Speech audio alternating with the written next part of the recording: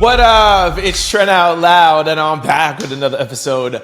All right, depending on what time zone you're in, it's Tuesday night or Wednesday morning. And to my Wednesday morningers, congratulations. We've made it halfway up the mountaintop. The weekend is only 2 days away. I'm excited, y'all. All right, I have a great show set up for you guys. As always, I am still live and direct from New York City, covering the Diddy trial from the courtroom. But as promised, we are back on schedule, giving you your daily recorded and reported podcast. All right, we have two lead stories. Israel and Iran violate their ceasefire deal. And also our second lead story, as always, we're going to give you day 29 in the Diddy trial wrap up. In quick news, we're going to talk Megan Thee Stallion, Jay-Z, R. Kelly, B. Simone, Jay-Z again, Cardi B, Monica and Brandy, and DDG. As always, we're going to close out with comments of the day, social discussion of the day, question of the day, and no sports news. It's summertime. Put the sports news aside. We'll get back to it as needed, all right? Y'all know what time it is. Turn your TVs, your radio, your devices up. I'm about to start this New York City show. Let's go. Our first lead story. Donald Trump accuses both Israel and Iran of violating their ceasefire. He says they don't know what the F they are doing. All right, this is making headlines because Donald Trump dropped the F-bomb. But I think there's a little bit more to it than that. I'll fill you guys in and I'll let you know. I'm going to give you a little bit of the article, and also I have a video, okay? This morning, Donald Trump showed frustration as the ceasefire he claims to have arranged between Iran and Israel seems to have fallen apart. Trump criticized both countries, but was especially upset at Israel, saying they attacked Iran right after they agreed upon their deal. Israel unloaded on Iran as soon as we made the deal, he said. The truce began to break down on Tuesday when Israel claimed that Iran fired missiles into airspace despite the agreement. Iran denied this, but explosions and warning sirens were reported in northern Israel. The Israel military said they intercepted 2 missiles believed to be from Iran. Keyword believed to be from Iran. The ceasefire, which Trump proposed to stop the 12-day conflict, remains uncertain. After the incident, Trump made claims that Israel would hold back, saying all planes will turn around and head home in an effort to calm things down. Here is a little video from President Donald J. Trump. Take a listen. Yeah, I do. They violated it, but Israel violated it too. Israel, as soon as we made the deal, they came out and they dropped a load of bombs, the likes of which I've never seen before. The biggest load that we've seen. I'm not happy with Israel. You know, when I say, okay, now you have 12 hours, you don't go out in the first hour and just drop everything you have on it. So I'm not happy with them. I'm not happy with Iran either. Here's one of the headlines. Israel accused Iran of firing missiles and vows to strike back as Tehran denies violating ceasefire announcement by Trump hours earlier. And this is what Trump put on True Social. He said, Israel, do not drop those bombs. If you do, it's a major violation. Bring your pilots home now. Donald J. Trump, President of the United States. I don't know why he has to put President of the United States. I think we know. Israel is not going to attack Iran. All planes will turn around and head home while doing a friendly plane wave to Iran. Nobody will be hurt. The ceasefire is in effect. Thank you for your attention to this matter. Donald J. Trump, President of the United States. And then his last True Social tweet, I still call them tweets, said Iran will never rebuild their nuclear facilities. As I said earlier when I spoke about this, because I've been in trial at the Diddy trial 10 hours a day, I haven't been able to do my due diligence, and I still haven't today. I'm still not 100% comfortable talking on this, so I'm going to leave it to you guys in the comment section like I did yesterday. I did see some comments, so continue to sound off on this. But what I was alluding to a little bit earlier was you definitely know that Trump will say something and there's always something else in the background of it. And I don't 100% trust that he didn't know what Israel was going to do. I feel pretty comfortable saying that. It's alleged. It's just a hunch. It's not like I got it from somebody or somebody told me or it's like some, breaking information. I just feel like Israel would never do something without talking to Trump and letting Trump know and getting his approval and his permission. So I find it hard to believe that, okay, sure, Trump, truce, well, we're having a ceasefire. Okay, great, thank you so much. And then go ahead and do the opposite. I don't see President Benjamin Netanyahu doing that. I feel like Trump knew this was coming and was probably like, he told Israel, all right, get one or two more in and I'll just, I'll go out there and be like, oh, what are these people doing? You should stop. I don't believe it. Anyways, y'all let me know what you guys think about this in the comment section below. At the end of the day, at least there is a ceasefire. Doesn't matter to me who started it, who didn't, who initiated the ceasefire or whatever. At least there's a ceasefire and at least there's some plan for peace. I think we can all agree that that is positive. All right, let me know what you guys think in the comment section below. All right, this brings us to our second quick story. Day 29 in the Diddy trial. As you guys know by now, I already said it in this show already 3 times. I am in New York, inside the courtroom, 10 feet away from Diddy. I do a live 7 o'clock in the morning, a lunchtime live, although we didn't have lunch today, and we do an afternoon wrap up. So I'm not going to give you all the full details on this recorded podcast. Go over to our YouTube page, hit the live section, and you can see every wrap up for today. But for those of you who don't need the detailed wrap up, daily, what I've been doing is giving you a very quick 5 to 10 minute summary of the day. All right. So this is for the quick version. Court started off today with the defense team trying to submit 8 entries of Cassie Ventura's text messages, explicit SEX text messages that goes to the defense plan or the defense strategy showing that Cassie was not under force, fraud, or coercion to have these freak-offs, that she was a willing participant. I'm not going to read all of them to you guys. Like I said, you go over to the Trent Out Loud YouTube page and click on live. They do get very salacious and very wild if you do want to know, okay? So the judge allowed 6 of the 8 into testimony. Trial started right after that. That took like an hour to get through. Agent Joseph was still on the stand. He was under cross-examination. And just like yesterday, he is a summary witness. He's an agent for Homeland Security.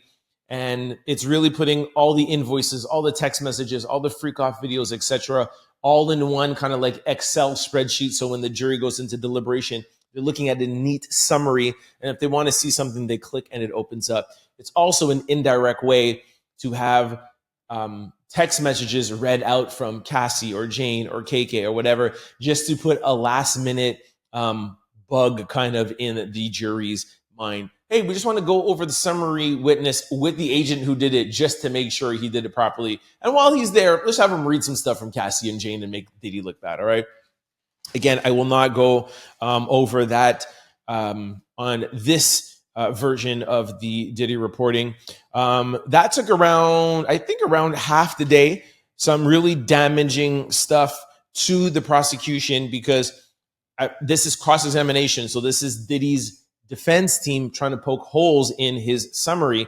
And I'll give you one quick example. They'll, let's say, look on a line and this is a summary of like April. And Diddy's defense team would be like, oh, you put this text message, and that, which looks negative to Diddy. And they will say, well, what about this? And what about this? And then they put in their text messages or videos that make Diddy look, put him in a positive light. And I think it indirectly makes the prosecution look even worse because you're hiring somebody to put together a summary witness. It should be your job to put in a fair summary to give to the jury. I'm not saying you have to put, every single thing that's positive to Diddy, but I would have stuck a little bit more things in there, knowing that the prosecution is going to find it. It looks bad. It looks like you're trying to hide some positive and not just trying to give him a fair trial. So after they were done with text messages and invoices, they went on to freak offs. The jury now, I think this is the 3rd time they have seen freak offs. Yesterday, they saw what the prosecution wants them to see. Today, they were able to see what the defense wants them to see. For example, if one freak off video is 20 minutes, they'll play a minute and 30 till 3 minutes, and then 7 minutes till 9 minutes. They show them the parts that, of course, Diddy looks positive and looks like Jane or Cassie is enjoying themselves, like it's not forced fraud or coercion. Something happened today that was actually really funny. The headphones were very, very loud, and the microphones that were near were picked it up. We were able to hear what was going on at these freak offs, and without getting too graphic, there was a lot of yelling and screaming going on, and nobody was being hurt. All right, it was in a very pleasurable way. It was on so loud that Diddy's headphones were so loud that if like you have headphones on and then you play music, you don't realize how loud it is. You're like, oh my gosh, like Diddy made that move. There were some people that like jolted, but then not everybody noticed at the same time, and they played for about like 20 seconds. So we got to hear some of Freaky Deaky Diddler's freak offs. For those of you who didn't catch, I think it was yesterday's episode or the day before, one of his lawyers that I was sitting behind was actually playing one on his laptop, and I got to actually see around close to maybe like a minute of one. Wild stuff. I do want to note, I will tell you this, that there's 2 or 3 jurors that look very, very disgusted by these freak offs. And because it's the defense playing them, I know they're trying to make Jane look like she's enjoying it. And I could just tell that the look is probably her. Don't forget, it's her in an sex act, and there's 2 men there. And there's one juror who I really feel is going to vote not guilty. And I think seeing that from Jane, when the prosecution is like, oh, is she forced, fraud, or coerced? And then you see her on video, and she's very much enjoying being with 2 men. And I mean, she had her hands on her face like this, and then was like, oh, and then made a face like that. And then she took off her things and she looked away and she couldn't look at the screen. So I thought it was effective what the defense was doing. After that, the government got to redirect. Then there was a quick sidebar, so not much there. One breaking news that I can report to you is that the government, after Agent Joseph got off the stand, the defense arrested, I think in total they called 34 or 32 witnesses. Then after that, it was the defense turned to put on their case for Rule 29. I told you guys that yesterday. Rule 29 is a motion asking the judge, the prosecution did not meet their burden of proof and show beyond a reasonable doubt, and they have done such a bad job of putting on a case. We don't even want you to send this to the jury. Please throw out the case. It's frivolous. It's not good.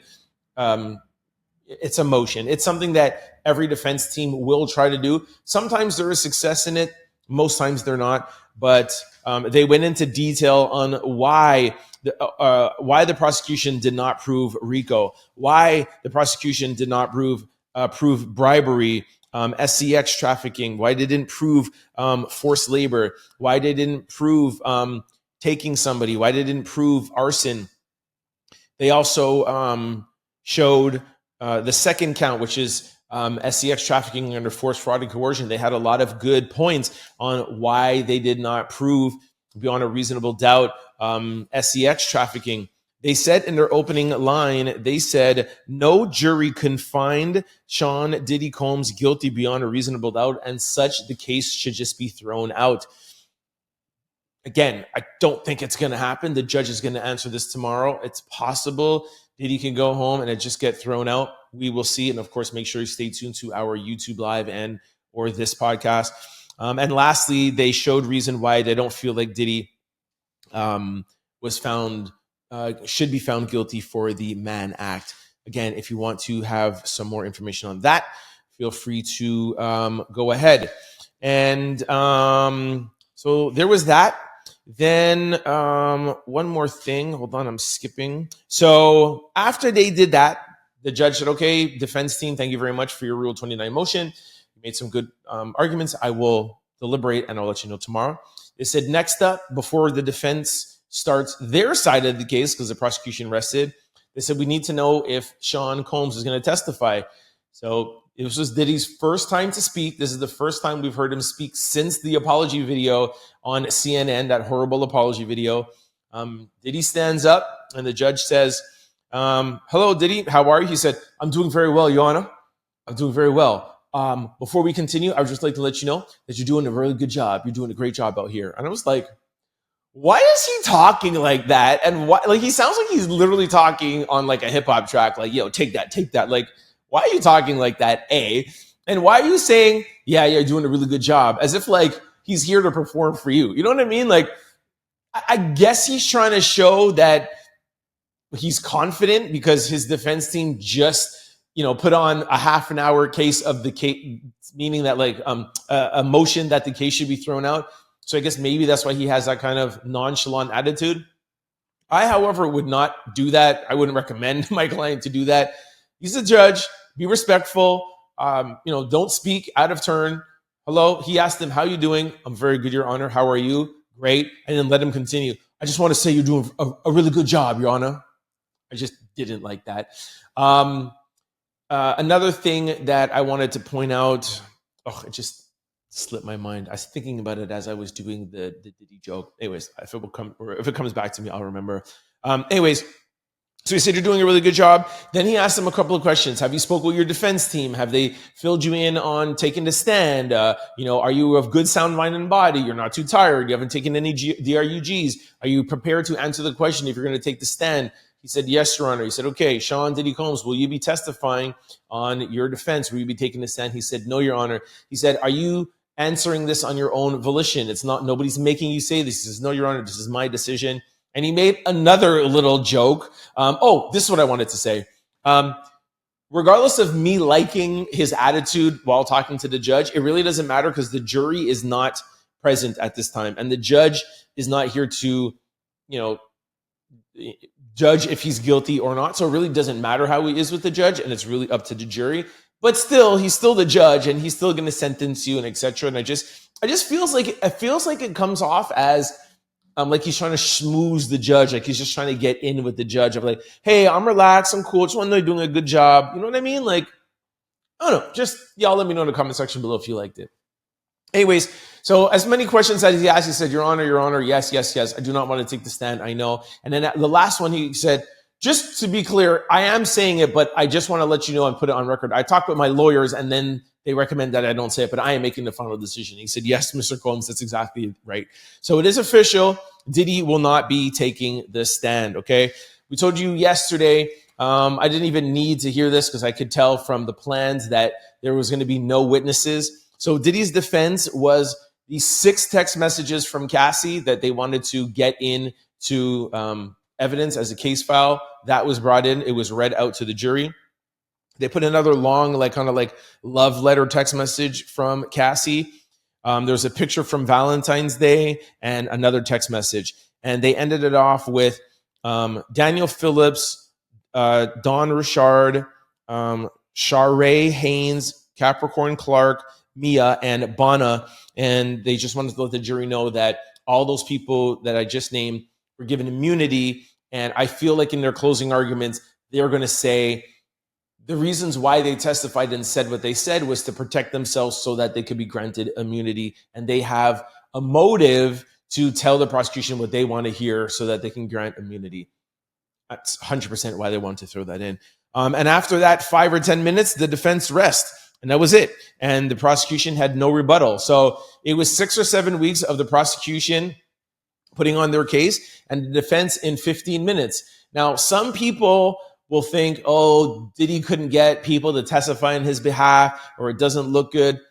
That's fine for you to think that. I respect your opinion.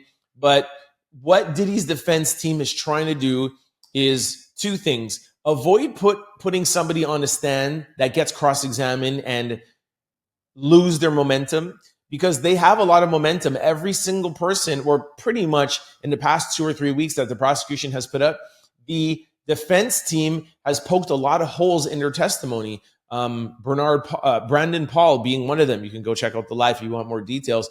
So the Diddy's defense team was able to get the prosecution's witness to indirectly kind of testify for Diddy. So A, they don't want that happening to any of their witnesses. And B, like what I just said, for the last 2 or 3 weeks, the prosecution's witnesses have been really testifying on Diddy's behalf and saying things that he would get people to say anyway. So this was a good strategy. I think that's a good strategy. The jury wants to get out of there. If you told the jury you're going to keep them there for another 2 or 3 weeks, it would just be bad news. People would start dropping out. I'm telling you, I see them every day. They're tired. They're annoyed. The prosecution put on a very boring, long, repetitive case. The defense is banking on that.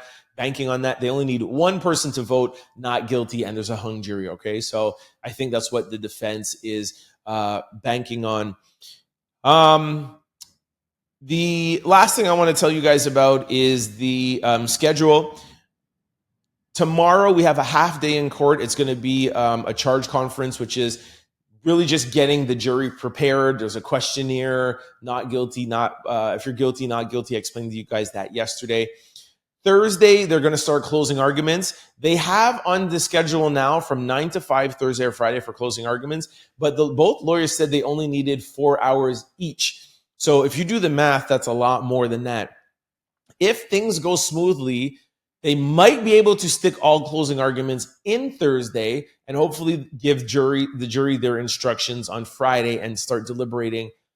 Maybe if they could get it done by lunch, it's possible we get a verdict out. You could get a verdict in 2 or 3 hours. It's very possible. Juries have been known to get a verdict out on a Friday so they don't have to come back on a Monday. More than likely, though, the jury will only get their instructions on Monday and then start deliberation, and then they will pretty much give us an answer throughout the week at some point. Keep in mind, next week is the July 4th weekend here in the United States, and most jury experts will tell you the juries are going to want to come to a decision before that date. So earliest Friday, and what a lot of legal experts are predicting is before Thursday, July the 3rd. Look at that for the verdict. All right, that's the schedule.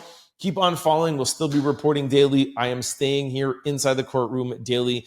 I'm able to be in the courtroom with my other colleagues, my other content creators, my other YouTubers as the jury deliberates, along with CNN, TMZ, or whatever. There is 14 content creator YouTube, and there's 21 legacy media. The jury will be in the robing room deliberating, and we will be 10 feet away from them. As soon as they come out, we'll be there.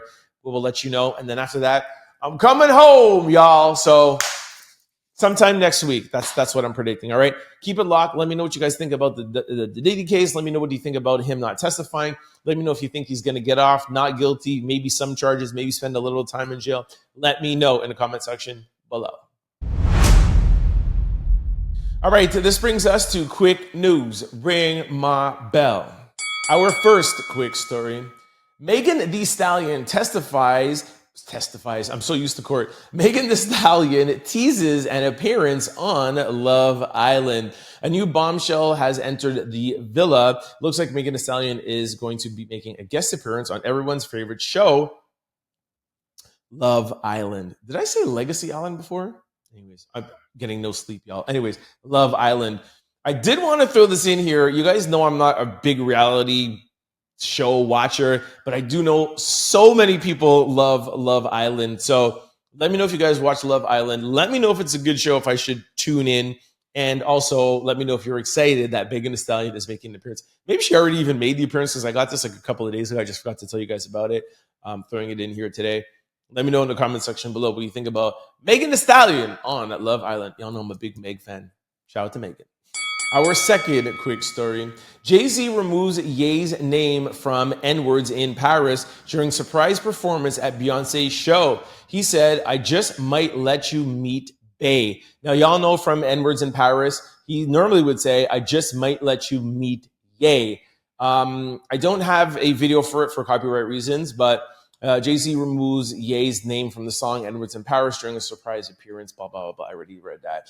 Now, J and B also today were at the Louis Vuitton, I think it's men's runway or something. So they're out in Paris, basically. And we're not surprised by this. I don't think anyone's surprised by this. Kanye literally last month or 2 months ago, we're talking about Jay and Beyonce's children. I don't feel like neither Beyonce or Jay-Z will ever mention Kanye West's name ever again. He crossed the line. It's over for him.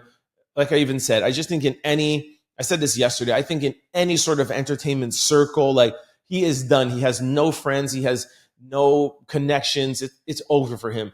Kanye West will just live the rest of his life out on the money he has.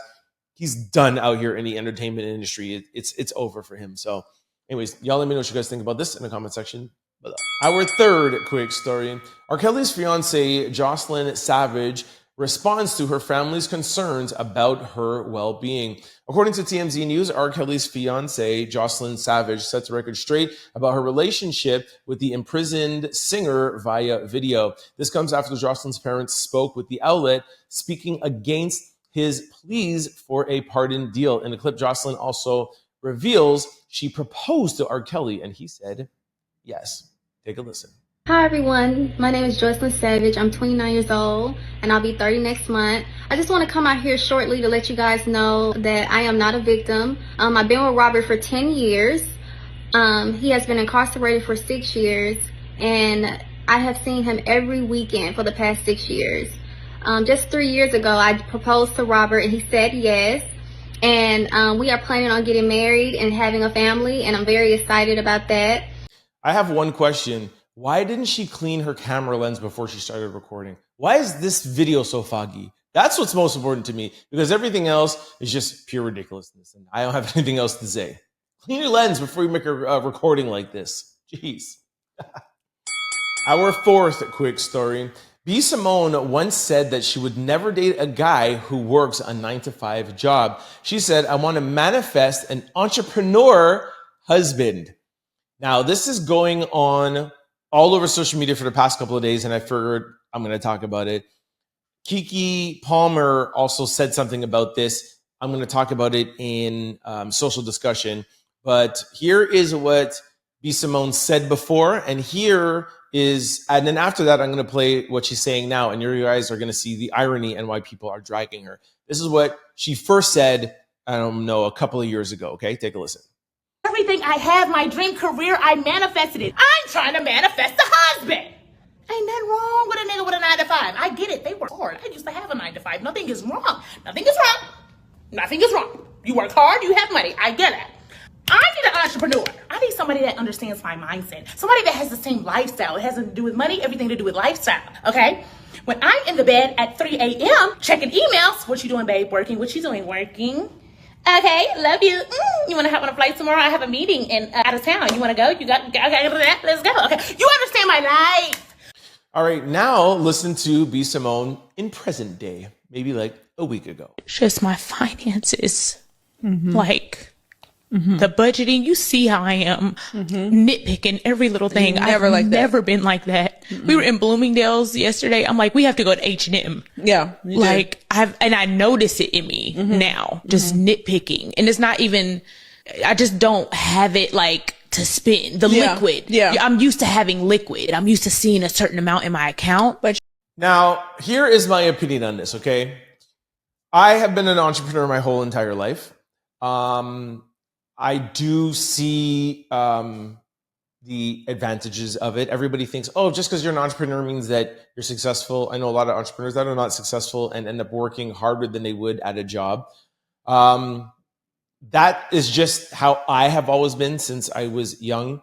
My sister, on the other hand, who same parents, grew up in the same household, is not entrepreneurial, and she works a 9-to-5, and she doesn't have the aspirations of being an entrepreneur, and I respect her just as much as she respects me, and my parents respect both of us equally.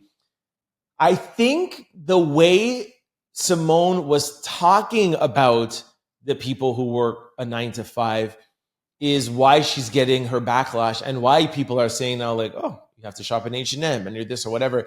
It came off as condescending. And while I said when I started, like, I understand the entrepreneur mindset and I understand why somebody would want to be with an entrepreneur, I get it. She's talked about things like saying, hey, if I want to be able to leave at any time I want to, you're your own boss. She wants people, she wants somebody to have her or the same mindset that she does. That's fine. That is fine.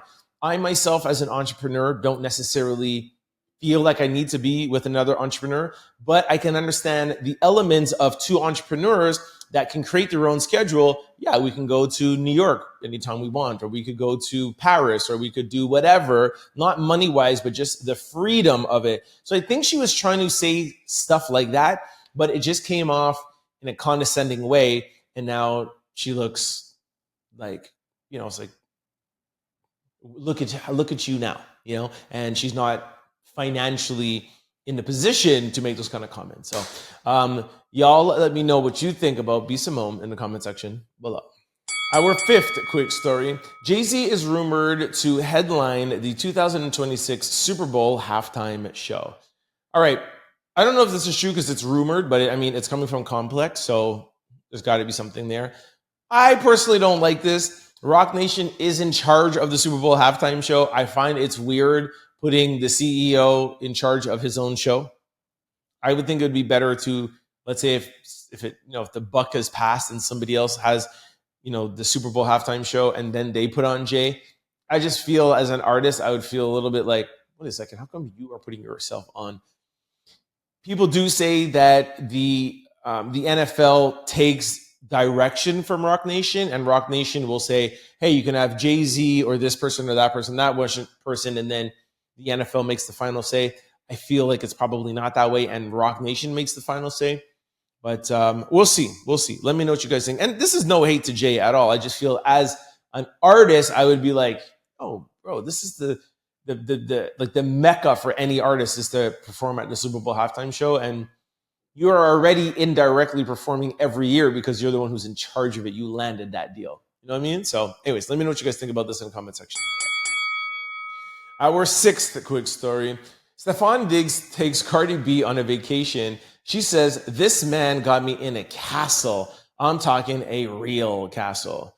Here is Cardi B. Cardi B and Offset just straight keep on trying to make each other jealous on Instagram. This is all this is. Stephon could have taken you to a castle and you just not say anything about it. But then on the flip side, Cardi B is always talking and always on her Instagram. So it could be real, but who knows? Take a listen. Why this man got to stay in a castle? I'm talking about a real castle. Look at this. Look at this. This is a real fucking castle. Our seventh quick story. You know what? Everything else I said today, forget all of it. This is the only thing that you need to know and the most important thing. Monica and Brandy open up about rekindling their relationship before going out on tour. The Boy Is Mine tour. Let's go. Brandy and Monica stopped by CES Morning Show to share their exciting news. They're going out on tour together. The iconic duo also opened up about how they rebuilt their friendship, making this union even more special for their fans. Super excited about this. Sorry if you guys are hearing the police or ambulance, but this is New York City, and you can't be anywhere without hearing police and ambulances. I love this. I still have the shirt or the hoodie from the what was it? I can't remember. On Instagram, Versus. Remember when they had that Versus battle and they were selling merch? I have one. That's how much of a fan I am of both these ladies, Brandy and Monica. I think I probably have all of their albums. I think I could sing all of Monica's album from first to the last track on any album. I'm a big Monica fan, equally as big as Brandy. I definitely will be going to this concert, and I'll definitely be wearing my hoodie. If I had all of my clothes here, I'd be wearing it just for this podcast. I was so mad. I checked. I'm like, did I bring it? Of course I did. Anyways, very excited. Let me know if you guys are catching the tour. Monica and Brandy. Our eighth quick story. DDG requests permission to visit baby Halo in Italy with his mother's supervision during LA court hearing. DDG is looking to a judge to green light to visit his son that he shares with Halle Berry in Rome, where the 25-year-old singer and actress is on set filming a movie and has sole custody of their child after a DV allegation against her ex-boyfriend. All right, you guys know I follow DDG and Halle very closely. Halle was granted permission to take Halo to Italy for 2 months. DDG tried to stop her. He did not win.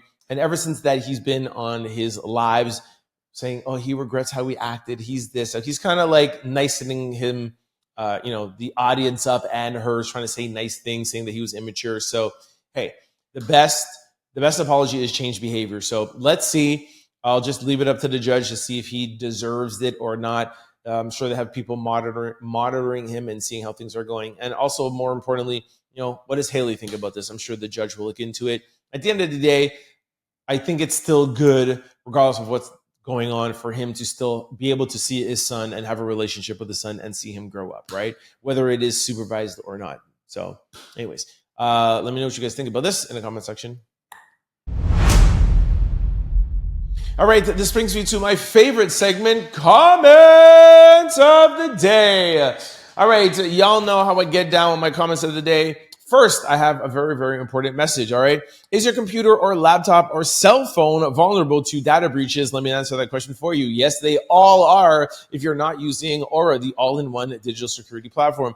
Go to my sponsor below, aura.com/Trent Out Loud to get a free 14-day trial to find out if any of your data has been exposed. And trust me, if you use Apple Pay or you pay anything online, which we all do, you probably have been exposed. Social security number, address, your phone number, something has been out. For free, Aura can track that down and take anything off of the dark web for you, okay, with my link below. If you've ever wondered how scammers get your phone or why your inbox is flooded with spam, here is why. There are companies called data brokers that sell your data, and they do it without your permission, and they make billions selling it to marketers, scammers, and even stalkers. That is why I recommend today's sponsor, Aura, to my family, friends, and out louders. Aura takes the hard part away from you, automatically removing your information off of these sites and keeping it off. Aura is an all-in-one digital security platform. You may already have a digital security tool, but not having Aura is like leaving your front door locked and leaving your back door open. Think about it. Aura gives you or gets you alerts if any of your personal information is found on the dark web, real-time fraud alerts for any of your credit cards and all your banking information. You get a secure VPN, antivirus, password, and they also have US-based around-the-clock customer service. They have the best customer service. And if anything goes wrong, Aura also includes a $5 million identity theft insurance package. This is what I'm trying to tell you. They are the best, okay? Just go to my link below, click on it, take you through the steps, sign up, free 14 days. Here is the QR code. You can take out your phone, open up your cameras, and follow the link. It is free. You'll see people in my comment section talking about Aura. It's always been great. If you haven't signed up, sign up now, okay? Let's get to the comment section. I wanted to give a shout out to my friend and loyal out louder, Melva. Melva is always watching all of my lives. 7 o'clock, Melva is there. At lunchtime, Melva is there. And in the afternoon, I guess 3, 4 o'clock is afternoon, Melva is there, always commenting, always shouting out louders. I even seen her in the, can't remember what I was just going to say. I saw her somewhere. Anyways, I want to remember. Anyways, it was something that I was doing, and I was like, I can't believe Melva is here. And I think it was like a late night thing that I was doing. Anyways, Melva is always everywhere. Shout out to Melva, okay? And she commented and said, whoop, there are more out louders joining us here. We are over 119,000 subscribers. Congratulations. I just think that is really nice that, you know, you feel so close to the podcast that you get excited, Melva and other out louders, that there's more of us together. So just wanted to shout out Melva and other loyal listeners and supporters through the days where, you know, I'm traveling and I might miss a show and I come back on and you guys are still right there. So this is not only for Melva, but every loyal listener. I really appreciate you. I never take anything for granted, and I really appreciate you. Shout out to Melva for making that comment. Next comment, Alicia says, this trial was a diversion. I've heard people saying that. I don't really subscribe to that. Like, oh, they only did all of this and spent millions upon millions of dollars to divert us from what? You know, I just don't subscribe to that. I'm not saying you're wrong. I'm just saying this is just not how I work. And the other person, the next comment is from Tiffany. That birthday song sounded marvelous in that room. There is a nice echo in here. Happy birthday to you. It was better yesterday. All right, Trent, no more singing. All right, we have a couple more. Somebody said, watching from Jamaica. Oh, sorry, I cut the name off. I don't know exactly who it is, but you know who you are. So thank you, watching from Jamaica. You know, we always support our people from Yad. This next name, I have no idea how to pronounce it. Glauvie. Don't live together at all before marriage. Man and I have 35 years, 5 kids, and a grandchild on that method. Our daughter did the same, and it is wildly happy as well. Now, this was to, I think, our question of the day yesterday, when it was, should you live together before you get married or should you wait? I voted on saying you should definitely live together, see how you guys get along, and then get married. My sister did it the other way around, where they were together, dating, whatever they make, when they went on vacations and stuff, but they never lived together until they got married, and she's still happily married. So maybe that does work. The last comment is Tuesday greetings from South Africa. Shout out to my Jamaicans and my South Africans. Do not forget to sign up to Aura. Aura, thank you very much for sponsoring all the Out Louders, keeping them protected. Here is the QR code. Once again, don't forget to sign up. 14 days. Free. It's free, people. Click the link below. All right, this brings us to social discussion of the day. All right, this is what I was talking about before. Kiki Palmer. Kiki Palmer defends dating men who earn less. If that's who you love, that's who you love. Kiki Palmer is keeping it real when it comes to love and money. She recently defended dating men who make less than their partner, saying, if that's who you love, that is who you love, okay? I have a video, but I'm running short on time. Y'all know how Kiki is. You know how she gets down. I 1000% agree with this. There's some women who don't think that it's manly and don't think that it's alpha, and you don't think this or whatever. I personally have never been in that situation, but I do believe that love first should be the predicate, right? And I do think that should be the thing that is most important. Admittedly, because I am an alpha male and I am a leader, I'm not saying that like I would look for that or that's something that I want to do, because as a man, I feel like I want to provide. But if I were to meet somebody, let's just say, whatever, she was an actress or she was a business person or she inherited, however it is that she got her money, I do feel if I was ever in that situation, like I said, I admit I wouldn't be like searching for that situation. But if I was in that situation, I still believe that I would be able to still be an alpha male and be a leader, because I have confidence enough in myself. Because money doesn't make you alpha and a leader. The fact that there is money, and let's say we'd be married, I would be able to help my wife with her finances. I would help be able to take that money, reinvest it. And let's say she was worth, let's just say $10 million, $20 million. I would take that money, flip it, and make $100 million out of it. You know what I mean? And that would be what our family and our kids live off on. And we'll be building legacy. So, you know, and vice versa for a woman who is with a man who makes more or less or whatever. Like, that's why I don't really subscribe to less or more, because you are going to be who you are going to be. You know what I mean? I know people that have a lot of money and that have no money. I myself have been broke. I have been extremely successful, and I've been broke and back up and down again. You know, I wrote two books about it, actually. So saying all of that, through my ups and downs, I've always been Trent. Steve Jobs is another person that has had major ups and major downs. He was kicked out of his own company. He was kicked out of Apple, and he was broke after being a billionaire, and he went back to being a billionaire again. People who are going to be successful are going to be who they are. Love the person who you're with. Money doesn't make who you are.